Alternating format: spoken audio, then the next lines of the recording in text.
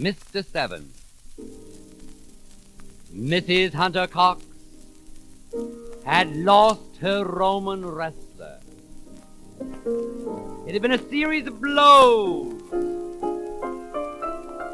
She'd been bandaged for months from too much curiosity, and now her training bed was like her conscience, empty. How she missed the stranglehold of life, the elemental pummeling. The milk of human kindness had turned one day into a brandy punch, and the bandages told the simple story. The toe hold was but a secret memory, and Mrs. Hunter Cox was lonely. Far away on Broadway, lights like magnets were dragging in the traveling salesmen, leftover debutantes, sailors, lucky manicurists, Princeton sophomores, and you, and you, and you.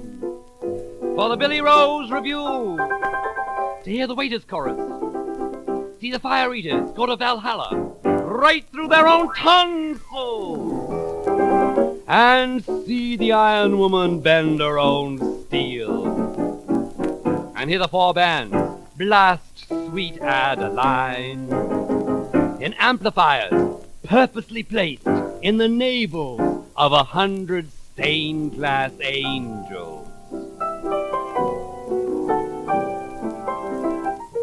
Mrs. Hunter Cox was there. No one saw her.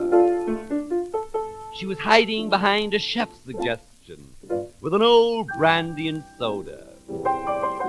How long it seemed to her since she had seen, let alone felt, the throbbing pulse of life. Unconsciously her feet were doing a rumba, while her hands were definitely karaoke. Suddenly the show was over and the lights went up, and the lamb was that she thought was green turned out to be old rose. People knocked over tables to get on the stage to do dancing in the dark. They'd been blinded just long enough. Little tricksters popped up from the floor with their bags of tricks wide open. Suddenly Mrs. Hunter Cox's eye fell on an orange card with black letters, and she read, "Flash, just a gigolo." May I present a group of sophisticated, amazingly handsome young men, in case Madame's escort is tired. They can trip the lights fantastic. They will be known as Mr. 3 and Mr. 7. They have no names. They see, they hear, but remember nothing. You will know them by their lapels, for they wear the green carnation.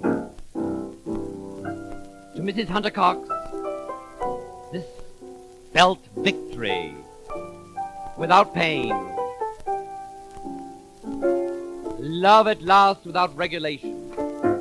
She looked up, and there was Mr. 7, tall, dark, and handsome. It was almost too easy. And before she knew it, she was on the stage pressing her questions against a nameless stranger. Downstairs in the wishing well, Mr. 7's wife was waiting patiently on her back for the gong to ring and the long damn night to end. But Mrs. Hunter Cox knew nothing of this. She'd almost found happiness. And if you look closely, you will see her any night at Rhodes' Arena with a smile of desperation on her face, dancing, dancing, dancing. But on the poker face of Mr. 7, you can read the moral that what you pay for, you don't always